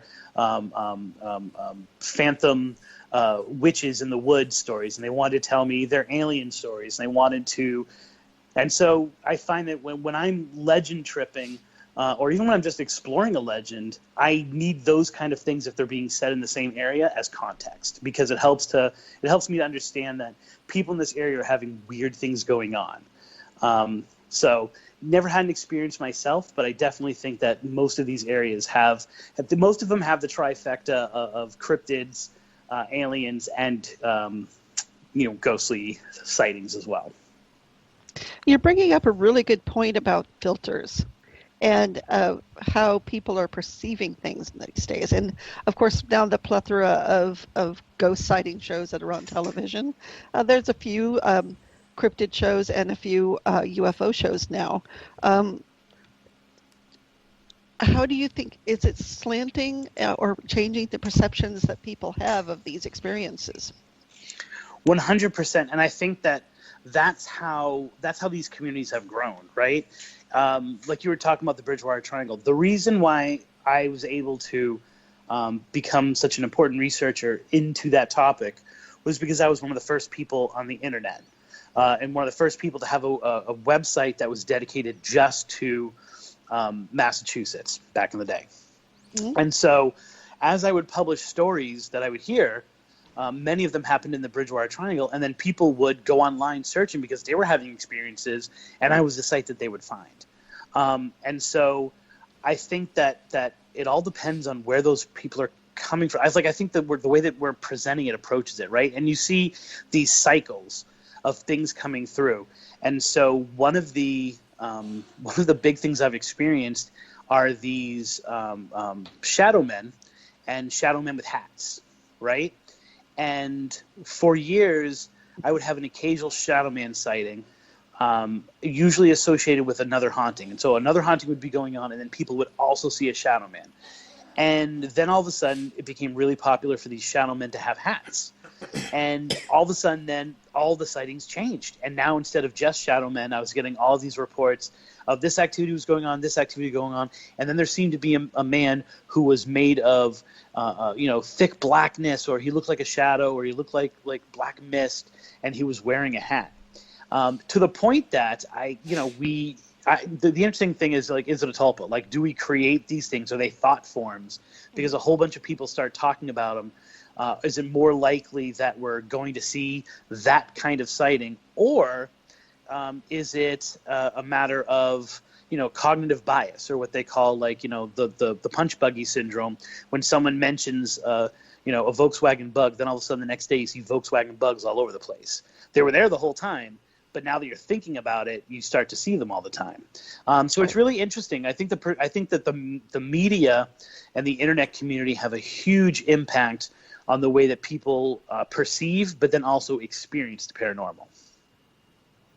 Interesting. So but it's also interesting that you can start that snowball effect, where if everybody starts reporting and putting men with hat photos on their websites, then it becomes everything men with hats. Right, exactly.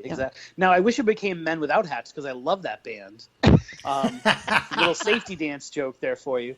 Well, and then now, so maybe we make them ourselves because we're thinking of them, right? Now, let's get really creepy with it, because I fully believe that the majority of experiences people have, and I'm not talking about home hauntings here. I'm talking more about whether it's in famously haunted places or the ghostly legends that I explore.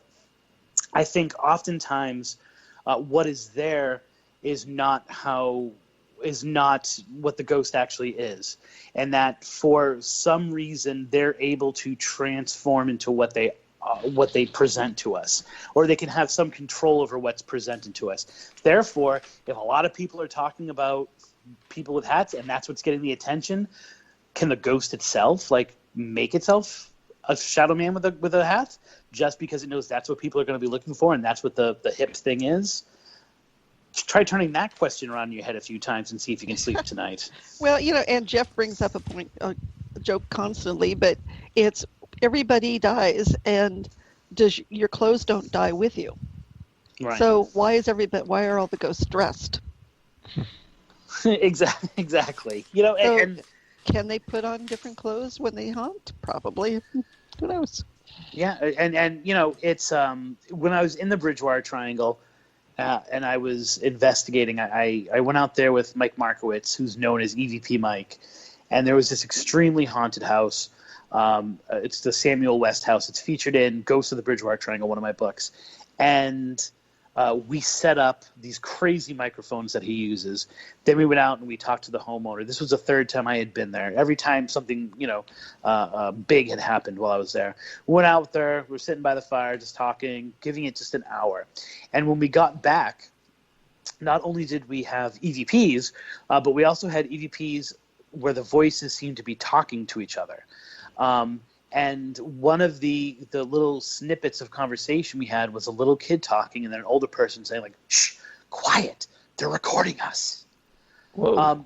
Which makes the argument that the people on the other side, whatever it might be, have an understanding of us trying to interpret them, or us trying to experience them, or us trying to get evidence of them.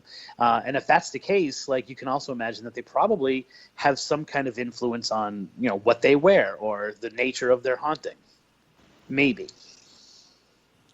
Yeah, I think they can present themselves to look the way they look, the things that they wore and stuff like that. Or the way that they perceived themselves. You know what I'm saying? They're trapped in right. their own understanding of their more immortality. Right. And then you Kind get of a matrix sort of thing where it's your self-perception. Yeah, So I mean, if you want to look different, you can. There's a lot of horrific deaths that have happened, and everyone dies, just as Jeff said. And when I think of the number one spark of ghostly activity, it has to be the Civil War, right? There are, and it's true that it's the number one, the only war other than the Revolutionary War and the War of 1812 that have been fought in our soil, right? On our soil. Right. But there's also this understanding that the Civil War happens at the time where not only do we have a rise of spiritualism, but we have the rise of this idea, which is I can't remember the Latin of it, but it translates into a good death, and that many of the people in America at that time had this understanding of death having to be a certain way. You had to be home. You had to be surrounded by your family. You had to give off some piece of advice at the end. And this belief was so strong in the people that were living at that time that enemies, when they found someone dying, were known to search the bodies of the soldier who was dying, not for weapons and all that stuff, but for pictures of their loved ones, because people carried those pictures so that if they died in war, they would actually put these pictures around them, so it would be almost like simulating that they were surrounded by the people that they loved, or items from the people. And so they stood as avatars, if you will, of the people who should have been there. And a lot of people didn't get that kind of death, right? Not only did they not get that kind of death, it was really the first big war where you could lose your leg and still survive, and you could lose your arm and it would be amputated and you would survive on. And so there was this disconnect between the physical body and the spiritual body. And so it makes sense that those kind of things and not dying the right way and not being whole would impact people to the point that they would think that they were cursed to walk the earth. They would be more likely to be a ghost because their perception was they hadn't done what they were supposed to do. Would you perceive them, though, as a ghost with only one arm, or would he actually project himself as a whole body? I would say it would as he perceived himself. Like, I've gotten reports of amputee ghosts as well as whole ghosts, and then when you go and you do the research, you find out, oh, actually he had lost a leg in the war, or he actually didn't have a hand, or he didn't have, his eye had been poked out, he had lost his eye. This is not just Civil War stuff, but I'm talking just in general. And yet when you see the ghost is fully formed. And so you have to wonder whether it's how the spirit themselves, if this is possible, perceives themselves as what they project as their ghost. Right. That's the way that I would look at it. Yeah. Mm-hmm.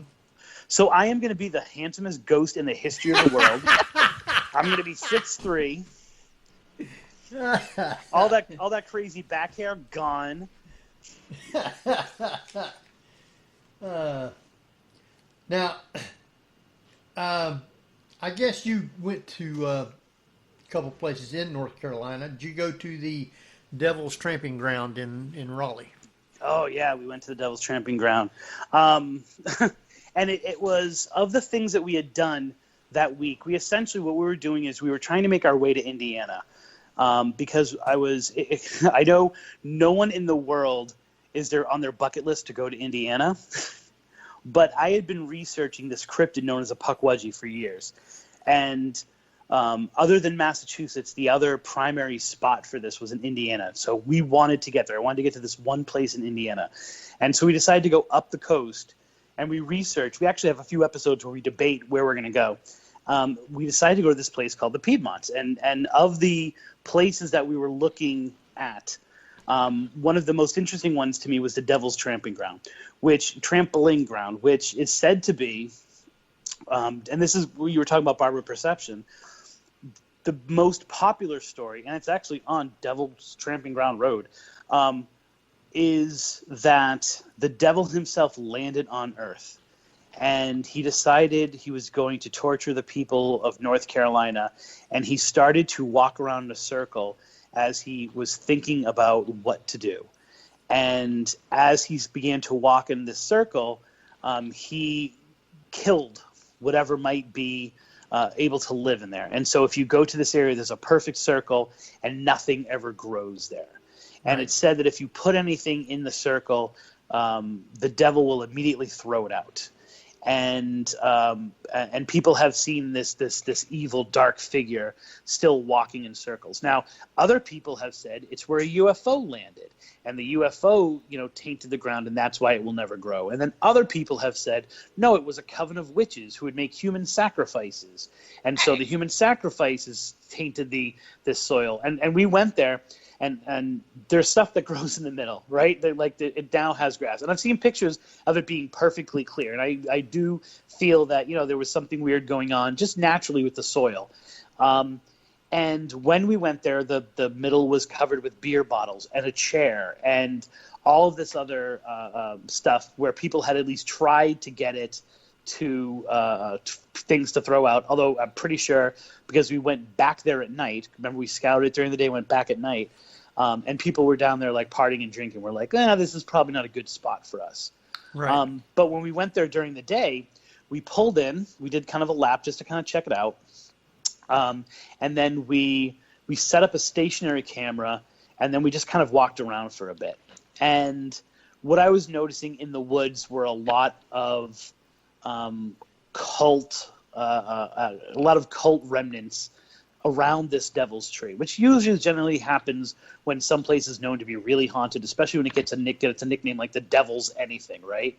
And coming from having written Dark Woods, where the subtitle of that book is Cults, Crime, and the Paranormal, and having worked in juvenile detention facilities where we have to identify gang symbolism and cult activity and things like that, I was noticing, different etchings on the trees, and I was noticing these little formations and these little things which I would consider altars.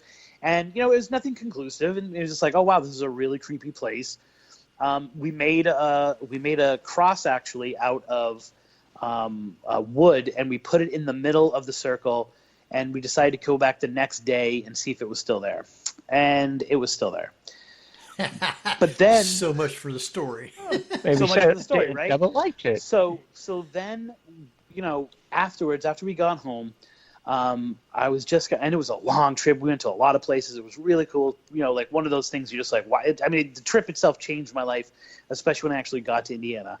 And when we got back, I just had that stationary camera on, and this is probably, at least on the Tripping on Legends videos, this is probably the most popular video that we have. It's called Clang and Fly.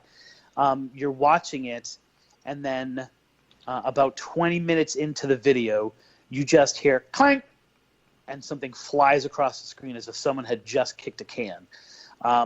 And it's, it's clear as day that it's something. Now, is it a bird? Is it all these things kind of happen simultaneously. How many coincidences does it take? But you clearly hear metal being hit, and then something that looks like metal flies across the screen. And of course, we weren't in the circle at the time. We were exploring in the woods and some of these other things. But to this day, it remains like a really creepy, and to me, it's so easy to say that that's not evidence. That's what we do as a cynical paranormal community. And yet, okay, here's a story. Here's something that happened. What happened coincides with the story that's being told there. You just kind of have to scratch your head and wonder what it was. Right. And it didn't pick up anybody around either. Just Oh, there was no one around. We were there by ourselves. Yeah, and if you've ever been there, I mean, you have to drive down probably about half a mile, 3/4 of a mile to get to where the Devil's Tramping Ground is. So unless randomly there are people in the woods, which that's fine. You know, I can say that there would be people in the woods. I mean, but we're talking, we weren't there on like a Tuesday at like 10 o'clock in the afternoon. So it's not like 10 o'clock in the morning. So it's not as if it was prime, let's go freak people out time, you know? Right. But I knew about the story. I never did go there to research anything. Of course, I wasn't into the paranormal when I was living there. I didn't get started until 2008, and I'd already left North Carolina by then. So. And you know, the story is popular enough that not only is it told and retold, like I said, the road is called Devil Trampling Ground Road. The story is popular, and it's not as if it's like there's then really good Tomoki hot sauce in the middle of it, so it's an attraction, right? Like, there's no reason for it to be hailed and remembered and honored in the way that it is, except for the fact that people have had weird experiences there. So they're not profiting off of acknowledging this legend. They just have to because things are really happening there. Wow. More time just running right on by. Now, I know you said you went to Indiana to look up about Pukwudgies. So yeah, let's talk about Pukwudgies. What are they, and what'd you find? Sure. So Pukwudgies are essentially trolls. And when I was researching the Freetown State Forest in the Bridgewater Triangle, people kept telling me the same reports. I got it from 3 different people. All 3 were walking in a wooded area or like surrounding, like at the edge of the woods, and they accidentally came across what to them looked like a little goblin or like a little troll, about 3 feet high, slightly elongated nose. 2 of them, there was no clothes being worn that they could see, but the belly seemed to like be hanging over their waistline. And they were completely freaked out by this. Some of people have reported them being hairy. These people all reported it being more skin and just like a lot of hair on top. And the creature then disappeared. Like, something would happen, they'd look back and it would be gone. And in every single one of these reports, including a 4th report in an area near the Bridgewater Triangle, this one was wearing a hat though. In all those reports, a few nights later, that same creature came back to visit them, right? And 2 of them were in their bedrooms of people. Like, they woke up to find this Pukwudgie. One of them, the Pukwudgie, was actually physically in the room. And one of them, the Pukwudgie, was outside looking into the window. And they were on the 2nd floor. And the 3rd one, the person was in a dark parking lot waiting for someone to get out of work. Like, he was just kind of waiting for his girlfriend to get out of work, so he went to, like, kind of hang out for a little bit in this park near the Freetown State Forest. All 3 of them described it basically as these creatures were saying, we know where you live. Like, we can get to you. Stay out of the woods. All of them were completely moved and creeped out and frightened by their experience. And they were all looking to me to explain it. And I'm like, I have the slightest idea what that is. And I dug pretty deep into research and books. And I found this one line in a book that was, or this one paragraph in a book that was talking about this famous cryptid called the Dover Demon. And it's by Joe Citro. It's called Passing Strange. And in that paragraph, it essentially was like, the Dover Demon is not a Pukwudgie. And he said, the Pukwudgies are a native Wampanoag legend, and just a little bit. And I was like, well, what are they? And I hit the internet, and there was nothing on the internet. Literally no hits on the internet other than a book that was called The Good Giant and the Bad Pukwudgie. So I immediately bought that book. I immediately went to the back of the book, and the writer says, these are based on these stories that you find in the Narrow Land. Boom, went out and got the Narrow Land. And I started to read more and more about these Pukwudgies, who essentially, for a very long time for the Wampanoag, were just these trickster spirits. They would just pull these little practical jokes. The creator god goes on a vacation. He's essentially cheating on his wife, and he runs off to the sea to be with this woman. And while he's gone, the Pukwudgies turn from being cute and cuddly and pulling out these little tricks to starting to burn the Wampanoags village, to kidnap their children, to lead people into the woods by these things called Taipaiwunkas, which we've already discussed tonight as ghost lights and Will o' the Wisp, or Wisp of the Will. I always get wrong with which way I always mess up which way it is. Jeff, help me out here. Is it Will o' the Wisp or Wisp of the Will? Will o' the Wisp. Will o' the Wisp. Thank you. Yeah. You're like, now that I'm saying it, you're like, oh wait a minute, did I get it right? They call them Taipaiwunkas, and they're the souls of the Wampanoags that they've killed, and they use them to lure other people out. And this was like a big part of Wampanoag culture.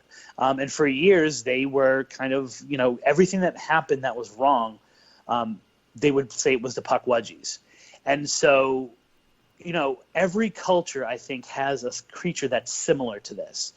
And not only do they have a creature that's similar to this, they have different kinds.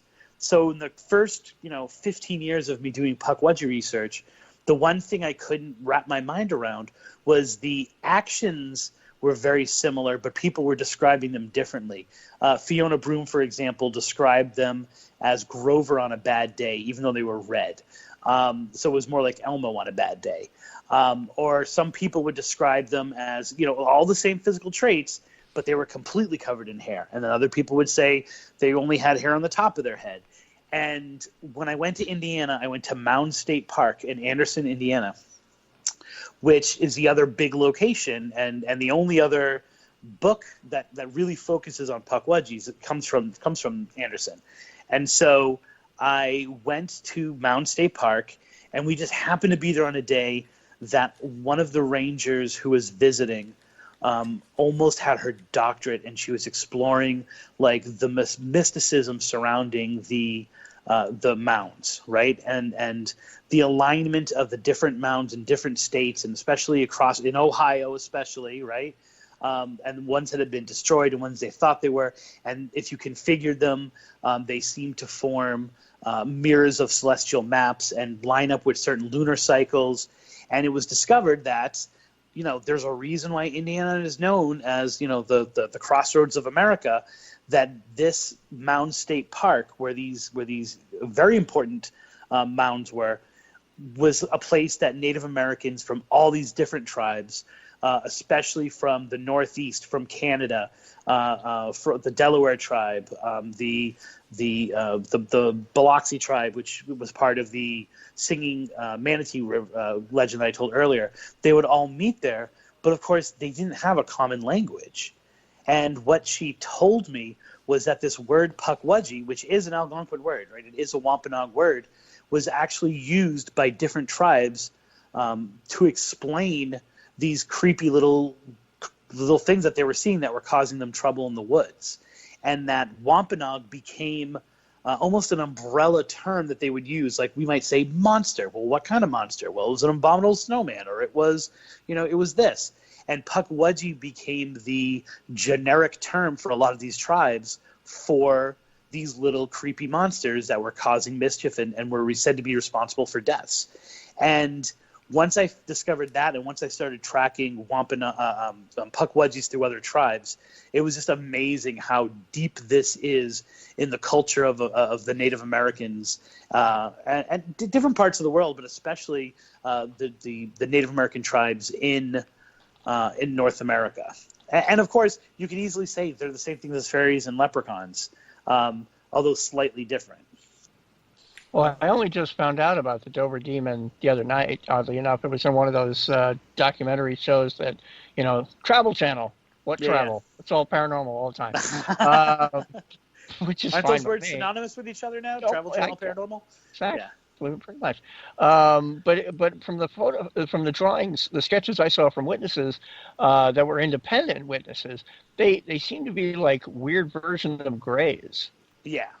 And that's why Joe Citro was saying specifically, you might think this is like, you might think the Dover Demon is a Pukwudgie, but it's completely different because, and then he went on to describe them as physically like you're saying, which I thought was interesting because I know Joe, and why he felt that Pukwudgie was popular enough that people would confuse them with the Dover Demon was always odd.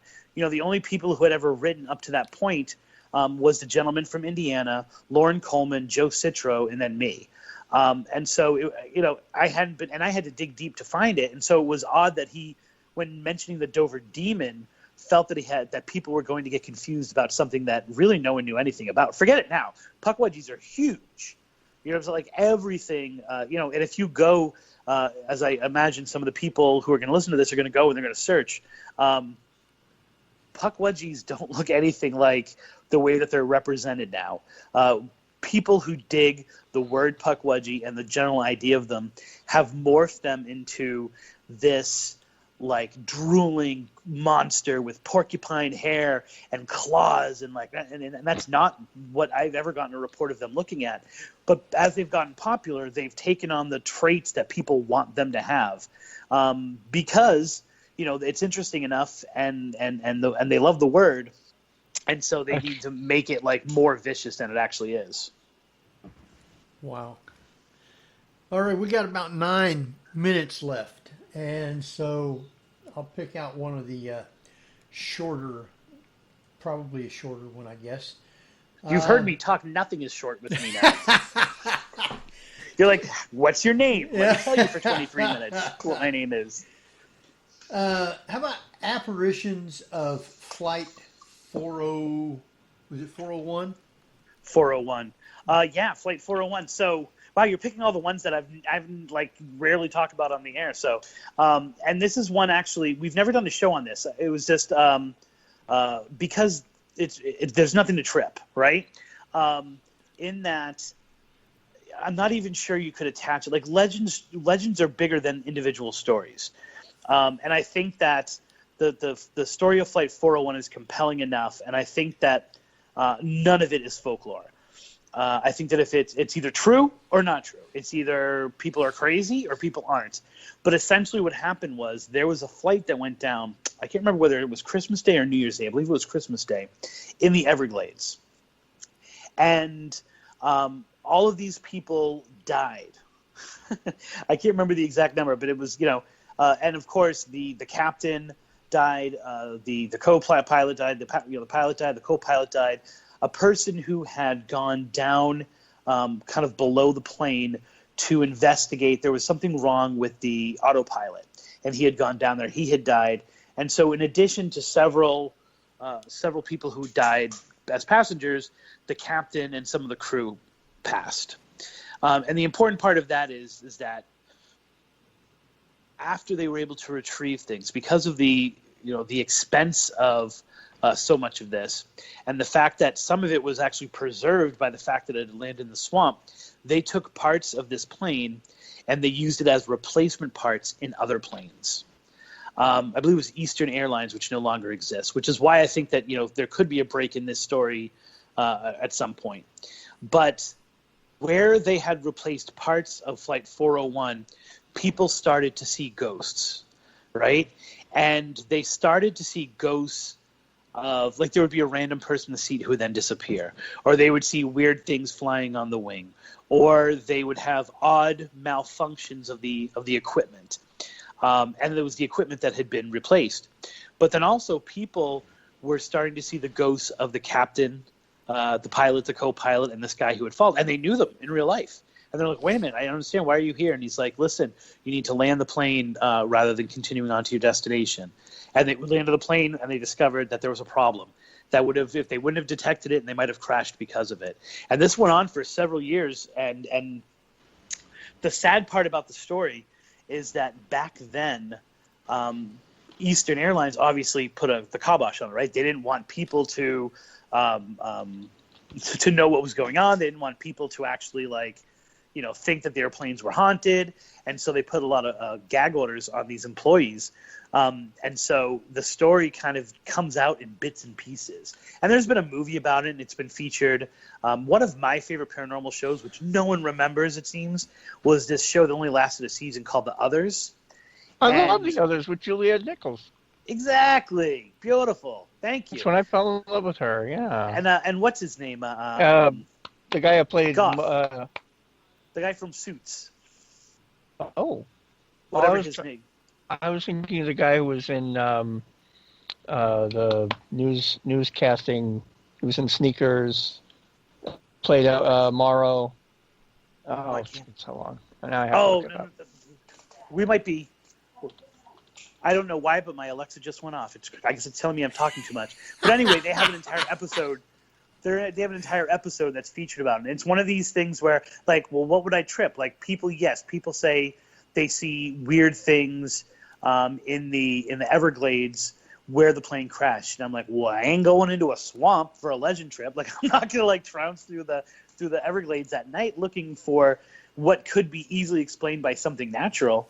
And I've never been able to follow up with employees from Eastern Airlines because most of them are either dead or they're still hesitant to talk. But it is one of those stories that it's another hashtag follow the signs, because I bought the book, Ghosts of Flight 401, and then, moved here. Like the next month we decided to move to Florida, and I had no idea. It wasn't even on my mind. I was actually going to move to North Carolina. And it kind of felt like, oh wow, like there's go. This is great. Florida's going to be great. I'm going to be able to investigate and write stories till I die. And then 10 years later, I start tripping on legends. Wow. All right, Barbara, Jeff, we got like 4 minutes. Any quick thing you want to say or ask? No. Okay, Barbara. Well, like I said, it's fascinating. Florida has some really wild stuff happening anyway. Mm-hmm. I mean, there's always a story coming out of Florida. Right. I mean, almost every day there's a story coming out about Florida. So I don't know if you know about ley lines or any of that. What about specifically about Florida is it that there is just so much going on? Well, I think that Florida, there's this place called Silver Springs, which is in the book. It's an absolutely beautiful place, and it capitalizes on the idea of there being this beauty and yet something savage about the land as well, right? And Tarzan was shot there, and Creature from the Black Lagoon. And I think a lot of Florida is like that. It has this beauty to it, and yet if you go to touch that beauty, you get your hand chopped off by a gator. Right. And I think that paradox, that dichotomy, plays on people. And I think that that both that beautiful and yet something dangerous is the reason why a lot of people have this kind of jerk reaction to things in Florida. And then there are so many towns here. You're in Ohio, you guys are in California, I'm from New England. When a town fails, first of all, towns don't fail, right? I taught in Lawrence, Massachusetts, and all the buildings in Lawrence, Massachusetts, when the mills went under, they became other businesses, and they became practice halls for bands. That doesn't happen in Florida. When something bad happen and a town fails because the railroad goes away, people either just leave the town, or they literally cut their houses down, put it on something, and move to another location. And I think that idea of this abandonment, and you're in the middle of the swamp, I think that adds a lot to the kind of way that people perceive life in Florida, and creates these weird things. That and a lot of drugs. All right, we got a little less than a minute and a half. So why don't you tell people how they can follow you and come check out all your stories like that? And then we want you to stay on until after we're off, and we'll talk with you for a few minutes. Excellent. Well, the easiest way, if you want any of the books, is to go to Amazon.com. I've got 9 of them. So some are on the Bridgewater Triangle. Some are, I've now finished my first one in Florida, which is Haunted Florida Love Stories. The website is trippingonlegends.com. The podcast is also called Tripping on Legends. So wherever you get your podcast, whether it's Stitcher, whether it's iTunes, whatever, it's a really interesting show. Listen to 3 or 4 episodes, especially the older ones. And if you like it, put a like on it. I'm sorry, I was just listening in the chat room. Someone mentioned I used to work for Spooky South Coast. Yes. And the Facebook page, which I think is really the dumping ground for a lot of what we do. Like it ends up being on the Facebook page is, facebook.com/trippingonlegends. I do my show every Tuesday live, and I do it through Facebook and IG, and I'm on midnight.fm. It's a little bit of a different show now that I don't have a co-host. I kind of am doing it myself and kind of, exploring legends in a different way, but it's still a really interesting show to listen to, I think. All right. Our time is up. We're going to run. We will see you next week at the same time. So until then, this is Henry Foister. Jeffrey Gould. And Barbara Duncan. See you next week at the same time. Good night, everybody.